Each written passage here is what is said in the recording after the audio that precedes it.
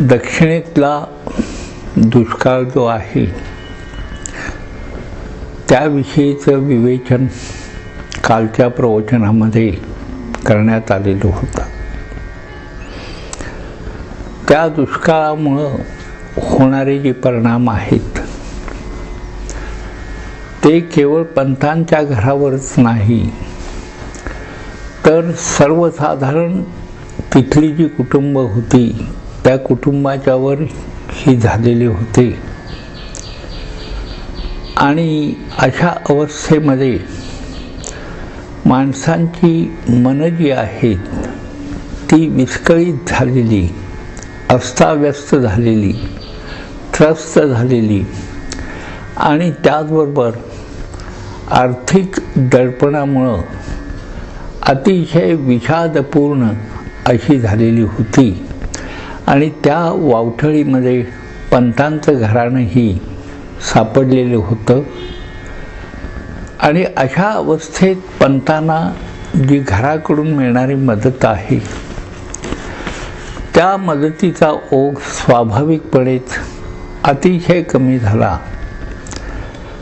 आणि एकंदर पंथांची जी जीवन राहटी, त्यांची विद्यार्थी दशा, त्याचबरोबर त्यांचं जे काही कर्म चालू होतं त्या सर्वावर एक प्रकारचा फार मोठा आघात झाल्यासारखं होतं.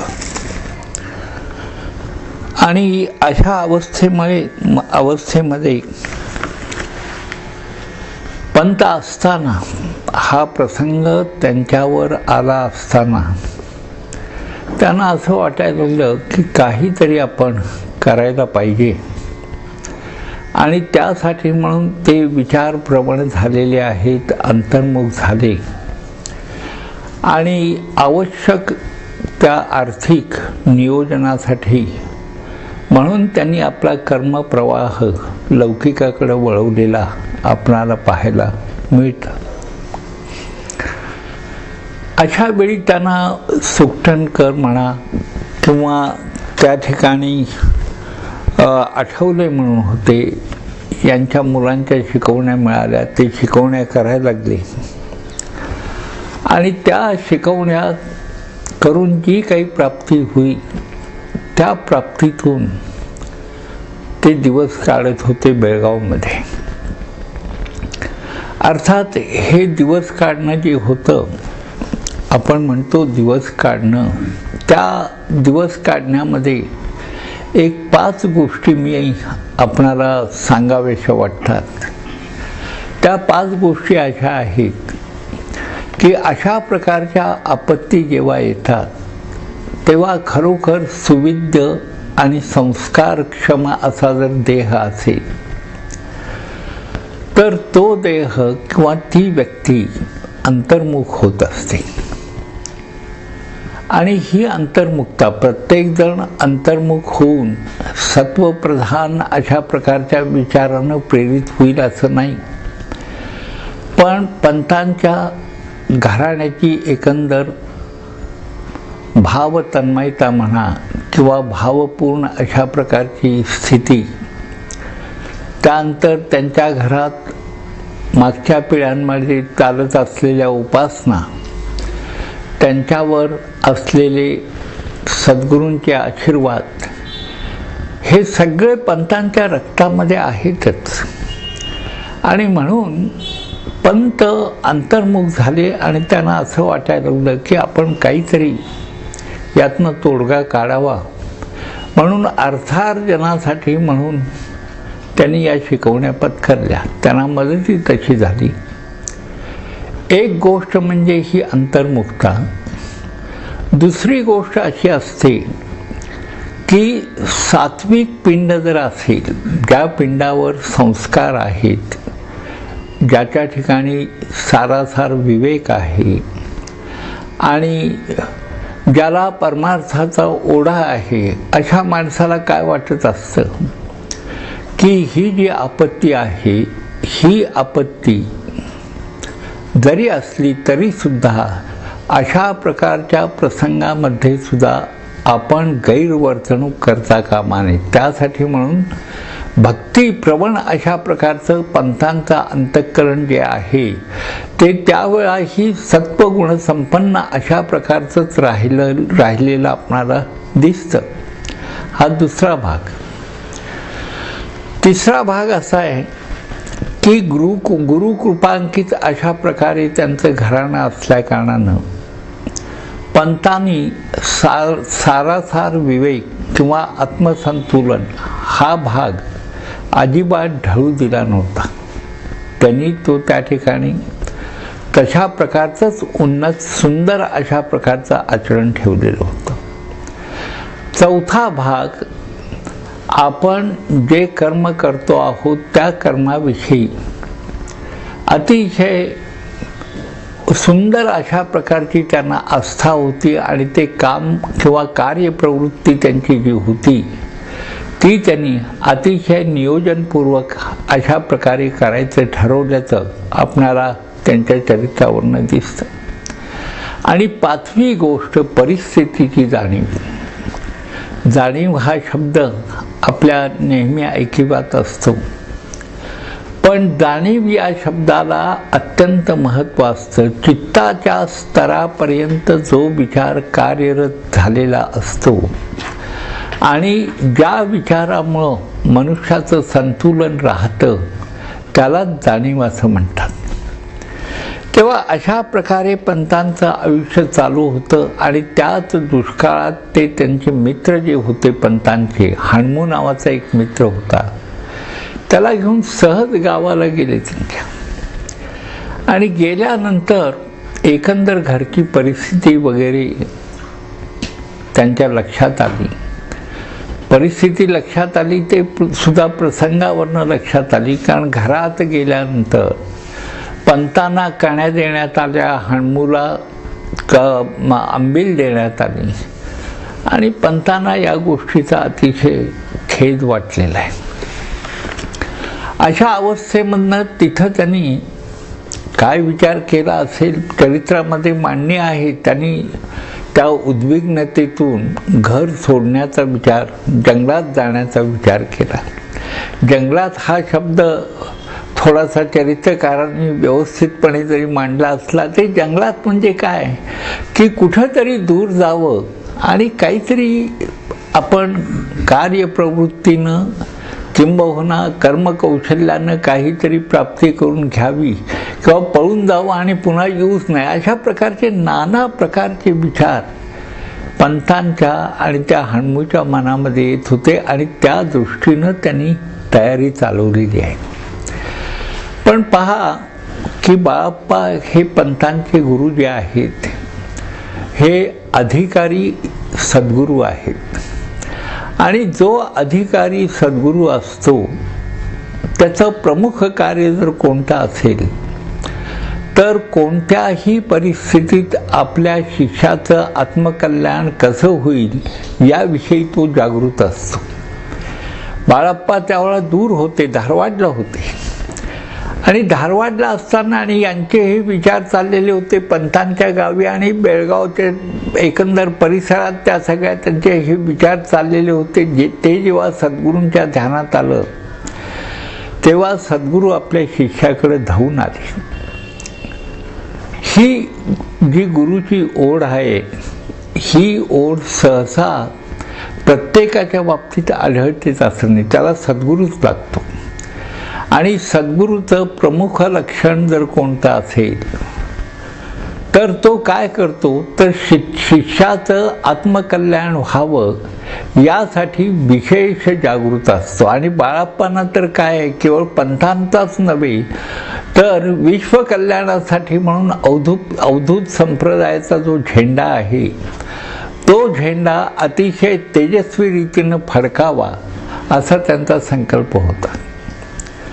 पंतांच्याकडे बाळप्पा तात्काळ आले आणि त्यांनी त्यांना सांगितलं की कशासाठी तुम्ही निघालाय, का बरं निघाला, जाऊ नकोस म्हणले. एखादा गुरु असता तर सांगितलं असतं जा लांब कुठंतरी जा, तुला काही नोकरी धंदा मिळतोय का बघ. पण बाळप्पांनी असं सांगितलं की पळून जायचं नाही. बाळाप्पांचं संपूर्ण आयुष्य जर आपण पाहिलं तर आपणाला असं आढळून येईल की ते आपल्या अध्यात्म कर्मामध्ये अतिशय निमग्न असत आणि आत्मलीन अशा अवस्थेमध्ये ते राहत असत. जगामध्ये ते वावरत होते, पण तो त्यांचा जो वावर आहे त्या वावरालाही एक प्रकारचा वेगळेपणा त्यामध्ये होता असं आपणाला आढळतं. तो पंतांना त्यांनी असा बोध केला की बाबा रे, प्रपंच मिथ्या जरी असला तरी सोडायचा नाही. चरित्रात ही शब्दयोजना नाही आहे पंथांच्या, पण सिद्ध पुरुष जे असतात त्यांची जाणीव अशी विस्तृत, अशी विपुल, चराचराशी ते समरस असल्याकारणाने ते म्हणतात सोडण्याची आणि धरण्याची जी प्रक्रिया आहे ही द्वैतातली प्रक्रिया आहे.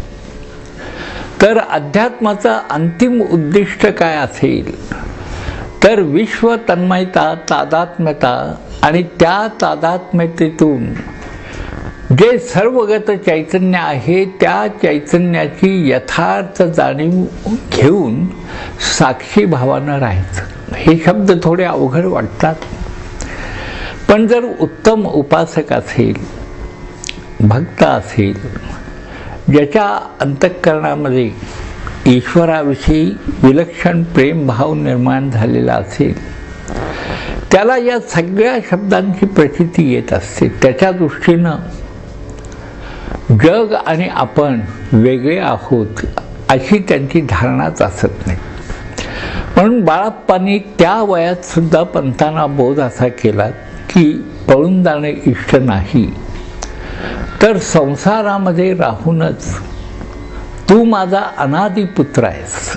अनादिपुत्र म्हणजे काय तर माझ्या आत्म्याशी सामरस्य असलेलाच तू आहेस आणि या कारणामुळं तुला काही अशा पळवाटा शोधून तू पळून जाणं इष्ट नाही. काहीतरी कार्य तुला करायचं आहे. संत जेव्हा बाळाप्पासारखे संत म्हणा, उत्तारी पुरुष जेव्हा प्रबोधन करतात तेव्हा त्या प्रबोधनाचे तीन भाग होत असतात. एक म्हणजे ते वापरत असलेले जे शब्द असतात ते शब्द मंत्रमय असल्याकारणानं सत्शिष्य जर असेल आणि जर का ज्याची भूमिका अंतःकरणाची तयार झालेली असेल अशा मनुष्याच्या समोर ते शब्द उच्चारले तर ते शब्द अत्यंत सुरेख रीतीनं समोरच्या देहामध्ये संक्रमण करतात. हा एक भाग. दुसरा भाग असा आहे की मनुष्याला बुद्धी आणि भाव या दोन्ही शक्ती आहेत, पण बाळाप्पांसारख्या अधिकारी पुरुषानं जर का उपदेश केला तर भाव तन्मयतेतून भावाचं उद्दीपन होतं आणि त्या सद्भावातून सत्कार्यासाठी प्रेरणा होत राहतात. आणि तिसरी गोष्ट अशी असते की अशा प्रकारचे सद्गुरू जेव्हा प्रबोधन करतात तेव्हा सद्गुरूंची जी परंपरा आहे त्या परंपरेचे आशीर्वाद त्या देहाला मिळत असतात आणि त्या देहाकडनं काहीतरी कार्य होण्यासाठी एक सुंदर अशा प्रकारचं अधिष्ठान निर्माण होतं. काहीतरी कार्य म्हणजे उत्तम कार्य होण्यासाठी. आणि मग हा बाळाप्पांनी आपल्या पंतांना बोध केला आणि पंतांनी ते ऐकलं. पण बाळाप्पांची जवळीक जी पंतांची आहे या जवळीकतेचा जर आपण विचार केला तर आपणाला असं आढळेल की अशा प्रकारची सद्गुरूंची जवळीक असणं हे परमभाग्याचं लक्षण आहे. ते भाग्य पंतांना लाभलेलं होतं. सद्गुरूंची अशा प्रकारे जवळीक असणं, त्यांच्याशी संभाषण होणं, त्यांचा सहवास लाभणं आणि त्याचबरोबर त्यांच्या अंतरंगामध्ये जे विविक्षित अशा प्रकारचं ज्ञानोद्दीपन झालेलं असतं ते ज्ञान शिष्याच्या हृदयामध्ये प्रगट होण्यासाठी आवश्यक अशा प्रकारच्या शिष्याच्या अंतःकरणाची स्थिती होणं हा भाग फार महत्त्वाचा असतो. तेव्हा बाळप्पांनी हा बोध केला खरा, पण प्रत्येकाची जाणीव काही अगदी निर्विकल्प सुंदर अशा प्रकारची असेल असं नाही. जगात राग द्वेष सगळ्या गोष्टी आहेत. तेव्हा बाळप्पांच्या जवळ जे काही लोक होते, करडेगुड्डीचे म्हणजे काही शिष्य जे होते, त्यांचे भक्त जे होते, त्यांना जे मानत होते, किंवा बाळप्पांना अतिशय श्रेष्ठ अशा प्रकारचे सद्गुरू समजून त्यांच्या सहवासात जे राहिलेले होते, त्या सगळ्यांच्या त्यातल्या काही लोकांच्या मनामध्ये असा विकल्प निर्माण झाला की आम्ही सगळे फार इतक्या जवळ आहोत बाळप्पांच्या, आणि यांचा ओढा तर पंतांच्याकडेच आहे. शिष्याकडं ओढा असण्याची, सद्गुरूंचा ओढा असण्याची जी अनेक कारणं आहेत, त्यापैकी 10 कारणं अतिशय महत्त्वाची आहेत. पैकी पहिली गोष्ट अशी आहे की शिष्याचा सत्व स्तर जो असतो हा सद्गुरूंच्या ध्यानात आलेला असतो. दुसरी गोष्ट अशी आहे, शिष्याची देहाधीनता, देहभाव कितपत आहे याची जाणीव सद्गुरूंना असते. तिसरी गोष्ट अशी आहे की भक्ती मार्गामध्ये किंवा भावनेच्या प्रांतामध्ये, सद्भावाच्या प्रांतामध्ये हा कितपत प्रगत होईल आणि याच्या रक्ताची दशा कोणती आहे याचीही जाणीव सद्गुरूंना असते. चौथी गोष्ट अशी आहे, त्या शिष्याच्या एकंदर ग्रह परंपरेमध्ये मागच्या पिढीमध्ये म्हणा किंवा काही पुण्याईचा काय भाग आहे, हा भागही सद्गुरूंच्या लक्षात आलेला असतो.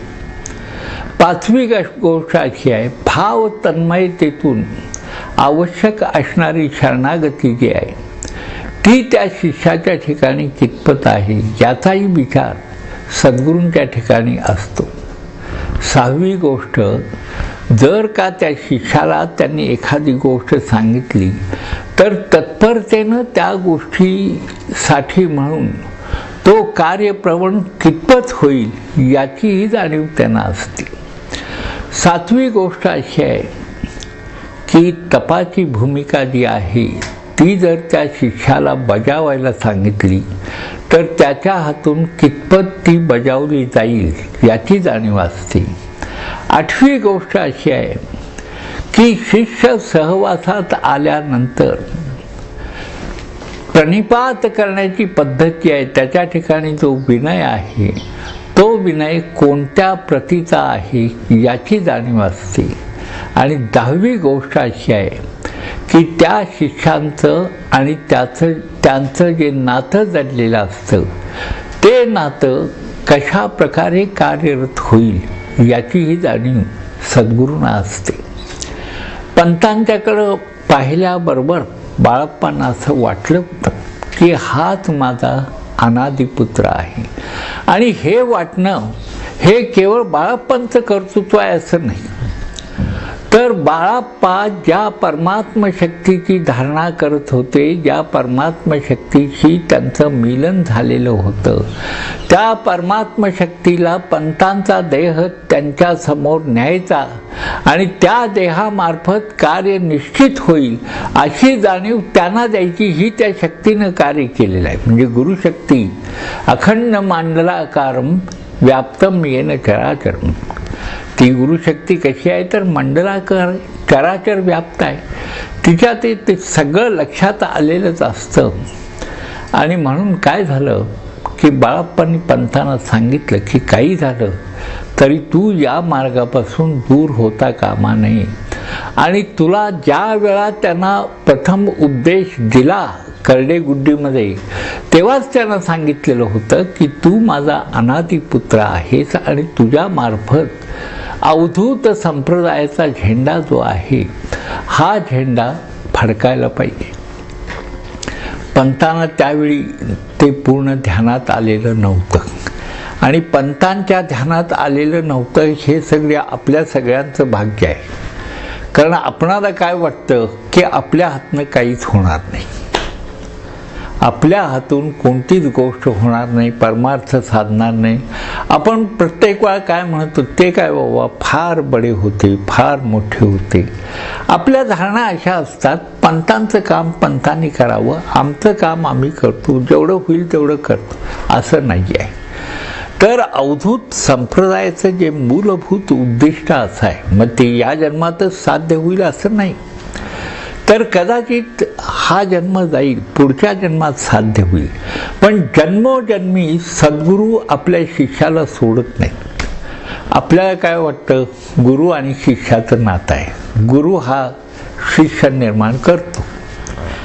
पण एकंदर जगातल्या सर्व उत्कृष्ट गुरु संप्रदायांचा जर अभ्यास केला तर आपणाला असं आढळेल की गुरु हा शिष्य निर्माण करत नाही, तर गुरु हा गुरुच निर्माण करतो. आणि म्हणून पंतांचं जीवन अतिशय आश्वासक आहे.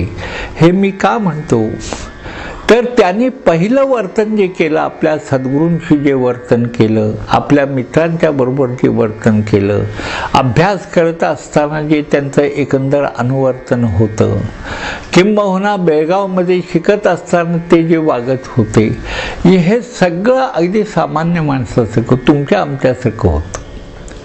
आणि म्हणून आपण काय करायचं माहीत आहे का, युक्ती एक संप्रदायातल्या लोकांनी एक युक्ती करायची की पंत त्यांचा त्यांनी आदर्श घालून दिलेला आहे, पण जर या संप्रदायातल्या माणसांनी काय करायचं असेल तर मनानंच पंतांच्या पायाला अशी घट्ट मिठी मारायची की काय वाटेल ते झालं ते मी हे सोडणार नाही असं समजायचं. आणि अशी घट्ट मिठी मारण्याची मानसिकता पाहिजे, प्रेम पाहिजे. पंतांनी दाखवलं की मी तुमच्यासारखा सामान्य होतो, पण एक लक्षात ठेवा की हा सामान्यपणा आपण अभ्यास करताना दिसतो, पण एक असामान्य अशा प्रकारची गोष्ट पंतांच्या बाबतीत जर कोणती घडली असेल तर त्यांच्या गुरूंचं त्यांच्यावर असलेलं प्रेम, मग ते प्रेम आपण का मिळवू नये, ते प्रेम मिळवण्यासाठी म्हणून आपण सतत सद्गुरू स्मरणात राहणं, त्यांच्या अनुसंधानात राहणं, सात्विक वृत्तीनं वागणं, आपली जीवदशा उपभोगत असताना दुसऱ्या जीवांना त्रास न देणं किंवा दुसऱ्याचा द्वेष मत्सर वगैरे न करणं, या गोष्टी करायला पाहिजे. पण या सगळ्या गोष्टी ज्या आहेत ना, हे शब्द लक्षात ठेवून काहीही उपयोग नाही. या गोष्टी कशा साध्य होतील, तर भक्तीनं साध्य होतात. नुसते जरी ग्रंथ वाचले तरी काही उपयोग नाही. ग्रंथ किती वाचणार आयुष्यामध्ये, लाखो पुस्तकं जगामध्ये आहेत, किती वाचणार किती.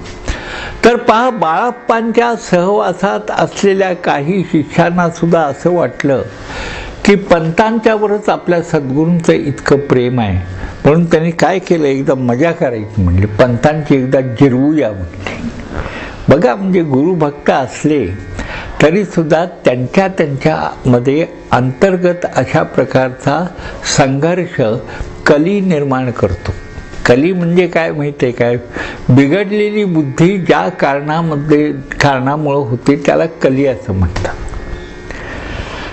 तर मग हे सगळे शिष्य काय गेले, एकदा बाळप्पा आणि पंत असताना बेळगावला पंतांच्याकडे गेले आणि म्हणले, आम्ही सगळे भूक लागलेली आहे, भुकेलेलो आहोत आणि आम्हाला भोजन काहीतरी जेवायचं कर. गुरुचरित्रामध्ये 38व्या अध्यायामध्ये कथा आहे, भास्कर ब्राह्मण. तेव्हा ती कथा जी आहे त्या कथेशी ही कथा आपणाला मिळती जुळती वाटते. ती काय हे आपण पुढच्या प्रवचनामध्ये पाहायचं आहे.